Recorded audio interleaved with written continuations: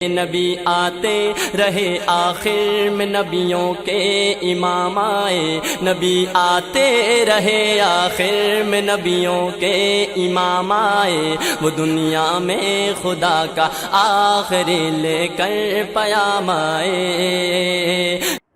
السلام علیکم ورحمۃ اللہ وبرکاتہ۔ بسم اللہ الرحمن الرحیم۔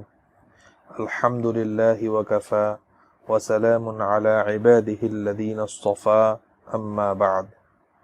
اعوذ باللہ من الشیطان الرجیم، بسم اللہ الرحمن الرحیم۔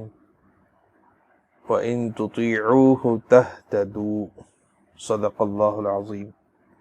اللہم صل علی محمد وعلی آل محمد کما صلیت علی ابراہیم وعلی آل ابراہیم انک حمید مجید۔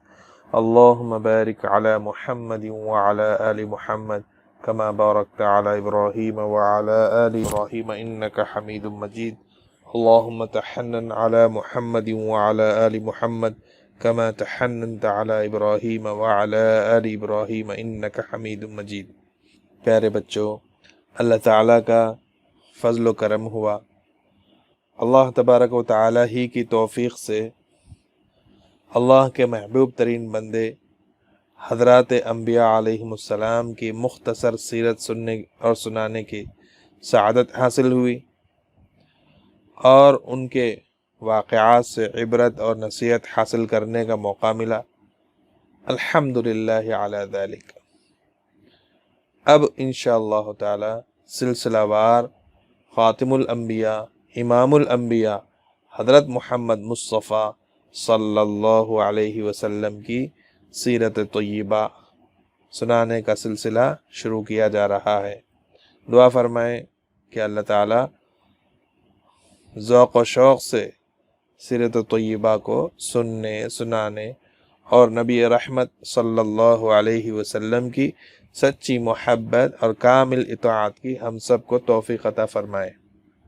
پیارے بچوں، ہمارے اپنے ملک سے بہت دور سمندر پار پچھم کی جانب، پچھم یعنی جس جانب سورج غروب ہوتا ہے، سورج ڈوبتا ہے، اس طرف ایک ملک ہے جس کا نام عرب ہے۔ اس ملک عرب کا ایک بڑا حصہ ریت اور پہاڑ ہے، اور کچھ حصہ سرسبز و شاداب بھی ہے۔ اسی عرب کا ایک صوبہ حجاز ہے۔ حجاز میں کئی شہر ہیں، مثلا جدہ، طائف، مکہ، مدینہ وغیرہ۔ مکہ معظمہ بہت ہی مقدس اور مبارک اور قابل تعظیم شہر ہے، اس لیے کہ خانہ کعبہ، کعبۃ اللہ شریف، جس کی طرف ہم اور آپ اور تمام دنیا کے مسلمان 5 وقت رخ کر کے نماز پڑھتے ہیں، وہ اسی مقدس شہر یعنی مکہ معظمہ میں ہے۔ آج سے 1450 سال پہلے کی بات ہے کہ یہی عرب برائیوں کا اڈا اور بتوں کا مرکز بنا ہوا تھا۔ کون سی ایسی برائی تھی جو وہاں موجود نہ تھی؟ لڑائیوں کا یہ حال تھا کہ معمولی سے معمولی بات پر جنگ چھڑ جاتی تھی۔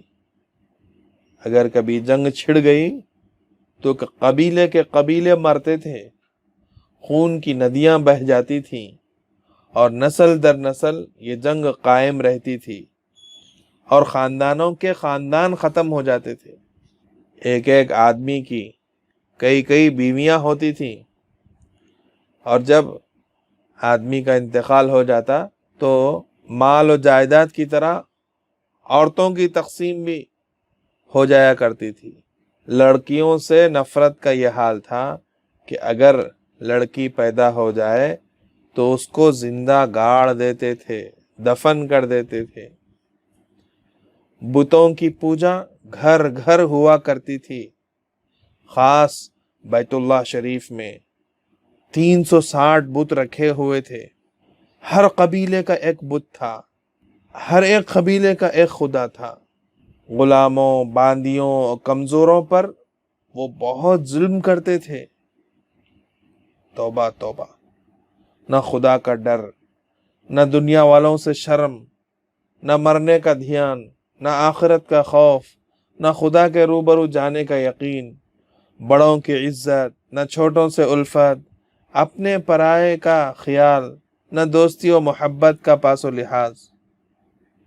یہ ساری برائیاں ان میں موجود تھیں، مگر جہاں یہ ساری برائیاں تھیں وہاں کچھ خوبیاں بھی ایسی تھیں ان لوگوں کے اندر جو بے مثال تھیں۔ وہ یہ کہ وہ بہت زیادہ سخاوت کرتے تھے، بہت زیادہ مہمان نواز تھے اور بڑے محنتی تھے، انتہائی بہادر تھے، وعدے کے سچے تھے، قول کے پکے تھے، جان جائے آن نہ جائے۔ بہادری کا یہ عالم تھا کہ تلواروں کی چھاؤں میں جان دینا ان کے بائیں ہاتھ کا کھیل تھا۔ اسی ملک عرب میں حجاز کے اندر قریش کا ایک شریف خاندان آباد تھا۔ یہ قریش حضرت اسماعیل علیہ السلام کی اولاد ہیں۔ حضرت اسماعیل علیہ السلام کی اولاد سارے عرب کے تمام علاقوں میں پھیلی ہوئی تھی، مگر قریش کا خاندان جو ان کی اولاد میں یعنی حضرت اسماعیل علیہ السلام کی اولاد میں بہت نامور خاندان تھا، وہ خاص مکہ معظمہ ہی میں آباد تھا اور بیت اللہ شریف کا متولی تھا۔ لیکن قریش کا خاندان حضرت اسماعیل علیہ السلام کی اولاد میں نامور خاندان تھا، وہ خاص مکہ معظمہ ہی میں بیت اللہ شریف کے آس پاس میں آباد تھا۔ یہی کنبہ کعبۃ اللہ کا متولی تھا۔ قریش کے قبیلے میں بھی کئی بڑے بڑے خاندان تھے، ان میں ایک خاندان بنی ہاشم کا تھا۔ یہ ہاشم کی اولاد تھے۔ ہاشم اپنے خاندان میں بڑے معزز شخص تھے، بڑے ہی سخی تھے، بہت ہی مہمان نواز تھے، بڑے ہی دریا دل آدمی تھے۔ حج کے زمانے میں حاجیوں کی خدمت خوب دل کھول کر کرتے تھے اور بہت ہی خاطر تواضع سے پیش آتے تھے۔ حضرت اسماعیل علیہ السلام کی اولاد میں جو سارے عرب میں پھیلے ہوئے تھے، ان میں جس طرح قریش سب سے زیادہ ممتاز تھے، اسی طرح قریش کے تمام افراد میں ہاشم سب سے زیادہ ممتاز تھے۔ پیارے بچوں، یہ ہاشم کون ہے؟ یہ ہاشم حضور اکرم صلی اللہ علیہ وسلم کے پردادا ہیں۔ ہاشم نے اپنی شادی مدینہ طیبہ میں بنو نجار کے خاندان میں کی تھی۔ ان سے ایک لڑکا پیدا ہوا جس کا نام شیبہ رکھا گیا۔ یہی شیبہ بعد میں عبد المطلب کے نام سے مشہور ہوئے۔ یہ اپنے والد ہاشم کے جانشین بنے۔ ہاشم کے بعد کعبۃ اللہ کا سارا انتظام عبد المطلب کے سپرد ہوا۔ کعبے کی دیکھ بھال یہی کرتے تھے اور دور سے آنے والے حاجیوں کے کھانے اور ٹھہرنے کا انتظام بھی کرتے تھے۔ ایک کام سب سے بڑا انہوں نے یہ کیا، حضرت اسماعیل علیہ السلام کے زمانے کا وہ کنواں جس کو زمزم کہا جاتا تھا، لوگوں کی لاپرواہی اور غفلت سے بند ہو گیا تھا، اس کا نشان بھی مٹ گیا تھا۔ اس کو صاف کرا کے کھدوائی کر کے پھر زمزم کا کنواں برآمد کیا۔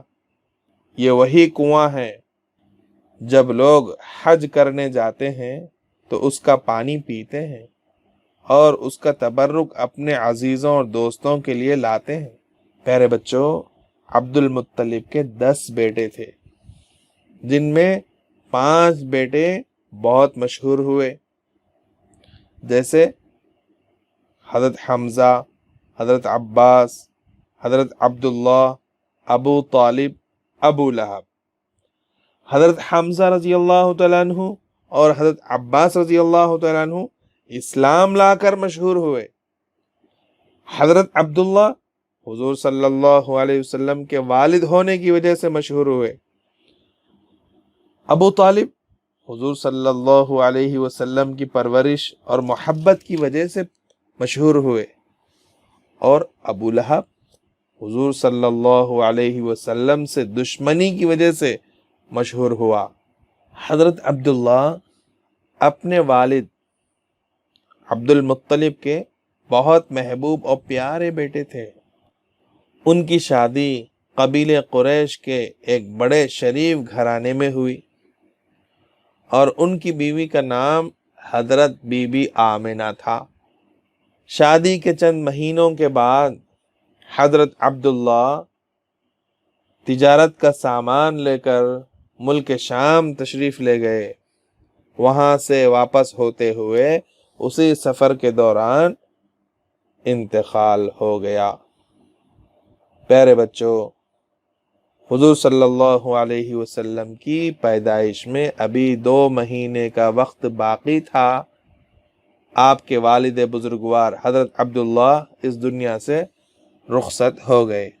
انا للہ و انا الیہ راجعون۔